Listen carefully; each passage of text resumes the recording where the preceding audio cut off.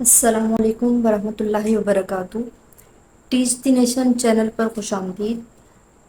हम कंटिन्यू करेंगे अपना chapter number 1, nature of science and chemistry. इसके एमसीक्यू शॉर्ट क्वेश्चंस हम लोगों ने डिस्कस कर लिए हैं। आज हम करेंगे स्टार्ट लॉन्ग क्वेश्चंस। ठीक है। पेज नंबर 14 पर इसकी एक्सरसाइज है और क्वेश्चन नंबर 1 एमसीक्यूज का है, क्वेश्चन नंबर 2 शॉर्ट क्वेश्चंस का, और अब क्वेश्चन नंबर 3 से हम लॉन्ग क्वेश्चन स्टार्ट करते हैं। ठीक है। तो मैं वही नंबरिंग दूंगी जो बुक पे है। क्वेश्चन नंबर 3 हमारा है, define chemistry and it's interactions with other matter and energy.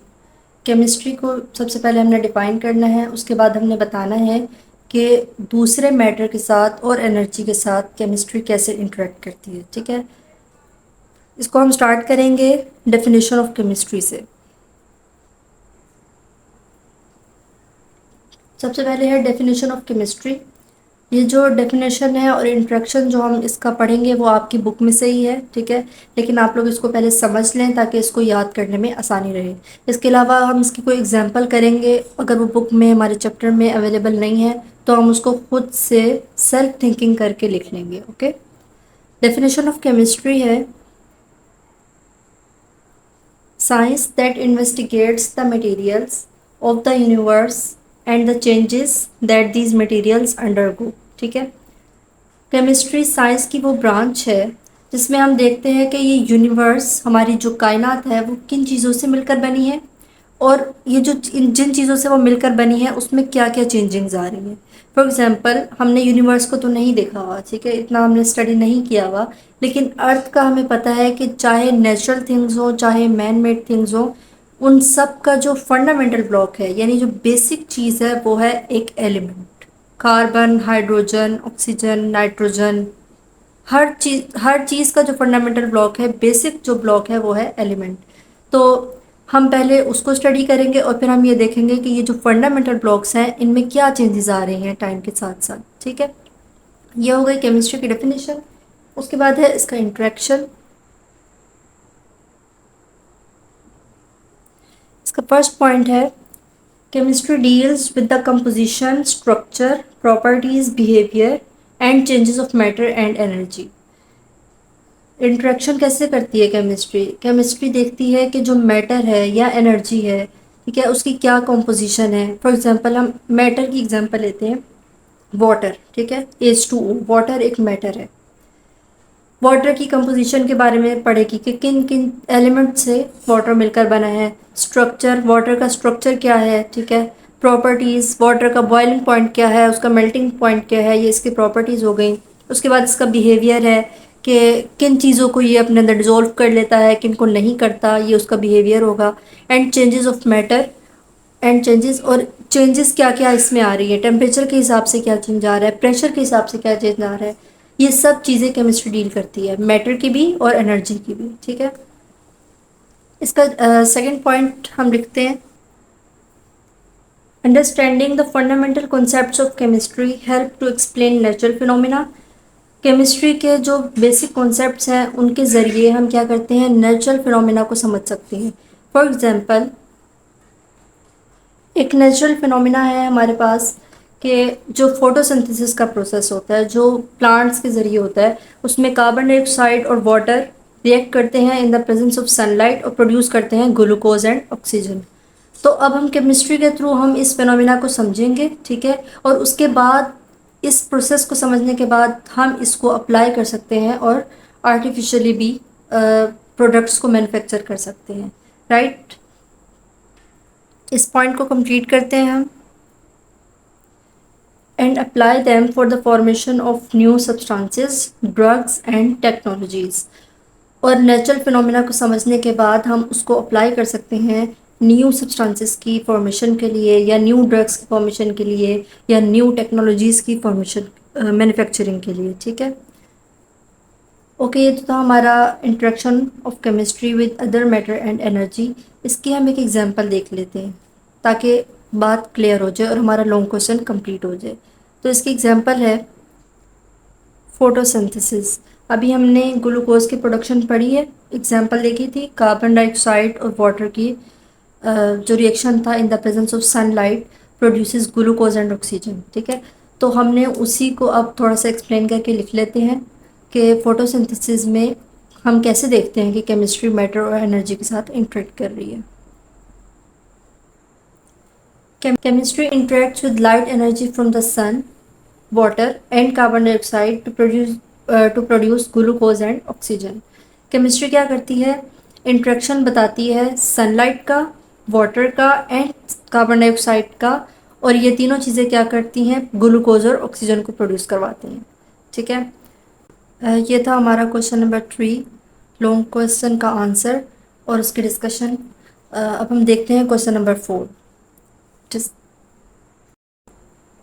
Question number 4 है describe the applications of inorganic chemistry and its importance in our daily lives.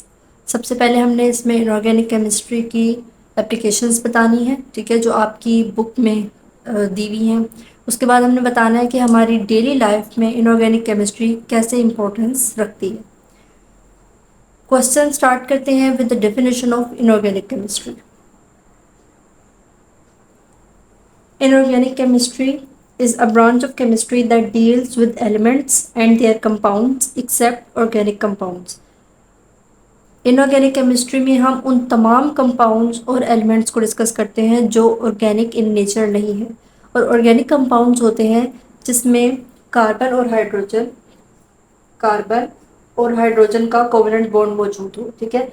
Carbon और हाइड्रोजन किसी भी एक मॉलिक्यूल में इकट्ठे पाए जाएंगे तो वो ऑर्गेनिक कंपाउंड है। उसके अलावा जितने भी कंपाउंड्स हैं वो इनऑर्गेनिक इन नेचर है, राइट। अब हम देखते हैं जो क्वेश्चन में पूछा गया है, applications of inorganic chemistry.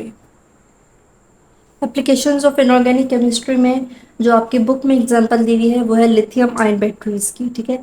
Lithium ion जो होता है वो इनऑर्गेनिक इन नेचर होता है। इससे जो भी हम बैटरीज बनाते हैं वो यूज़ होती हैं as rechargeable batteries.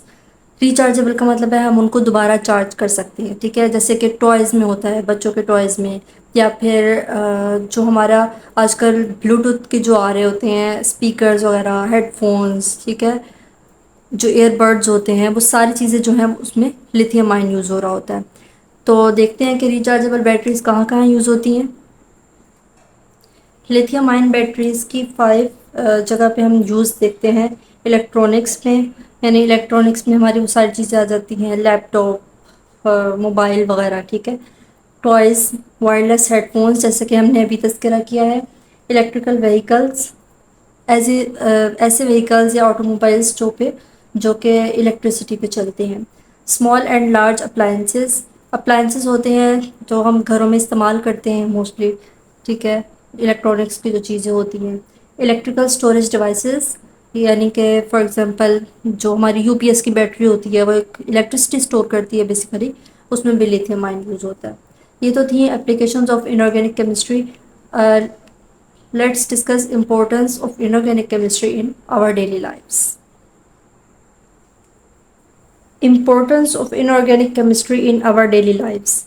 Inorganic chemistry is involved in many aspects of our lives such as inorganic chemistry हमारी डेली लाइफ में बहुत ज़्यादा हिस्सों पर हमारी इम्पोर्टेंस रखती है, ठीक है, यानी हमारे बहुत ज़्यादा लाइफ में यूज़ होती है। उसमें से हम 2-3 देख लेते हैं कोई से इम्पोर्टेंस के पॉइंट्स। फर्स्ट पॉइंट है इनऑर्गेनिक केमिस्ट्री डील करती है स्टडी ऑफ मेटल्स को। और मेटल्स किस लिए यूज होते हैं? Metals are used in production of materials for construction and electronics. Metals से हमारे ऐसे मटेरियल्स बनते हैं जो कंस्ट्रक्शन में और इलेक्ट्रॉनिक्स वगैरह में यूज होते हैं। Next point is inorganic compounds are used as food additives, flavourings etcetera. Food में इसकी क्या एप्लीकेशन है? इनऑर्गेनिक कंपाउंड्स जो होते हैं वो फूड एडिटिव्स के तौर पर और फ्लेवरिंग्स वगैरह के तौर पर यूज़ होते हैं। फूड एडिटिव होता है जो फूड की फ्लेवरिंग को या उसकी अपीयरेंस को इन्हेंस कर दे, बढ़ा दे। और फ्लेवरिंग होती है कि जो हमारे टेस्ट को इंक्रीज़ कर दे। फूड एडिटिव जैसे कि एक हमारे पास इनऑर्गेनिक कंपाउंड होता है EDTA, ये यूज़ होता है एज फूड एडिटिव। और फ्लेवरिंग की तो एक सिंपल सी एग्जांपल जो हम मोस्टली यूज़ भी करते हैं घरों में, NaCl, ठीक है। इस तरह ये इनऑर्गेनिक कंपाउंड यूज़ होते हैं फूड में। वाटर ट्रीटमेंट में भी इनऑर्गेनिक कंपाउंड्स यूज़ होते हैं जो कि वाटर की प्यूरिफिकेशन के लिए, यानी उसको रिसाइकल करने के लिए, उसमें से जो गार्बेज वगैरह है उसको रिमूव करने के लिए यूज़ होते हैं। And sterilisation of water, sterilisation होता है जर्म्स को किल करना, ठीक है। एक मोस्ट इम्पॉर्टेंट इनऑर्गेनिक कंपाउंड जो आप लोगों ने सुना भी होगा, क्लोरीन को हम यूज़ करते हैं पानी में डालते हैं और उससे उसकी स्टेरिलाइजेशन हो जाती है। ओके गाइस, ये था हमारा question number 3 and question number 4। आप लोग इसका स्क्रीनशॉट ले सकते हैं। होप आपको इसकी समझ आ गई होगी, और अपना फीडबैक दें कमेंट करके। इसके अलावा अगर कोई और कन्फ्यूजन है, कुछ और समझना चाहते हैं, तो वो भी कमेंट करके बताएं। हमारे साथ रहिएगा, मिलते हैं नेक्स्ट वीडियो में जिसमें हम डिस्कस करेंगे बाकी long questions of chapter number 1। अपना ख्याल रखिएगा। अल्लाह हाफिज़।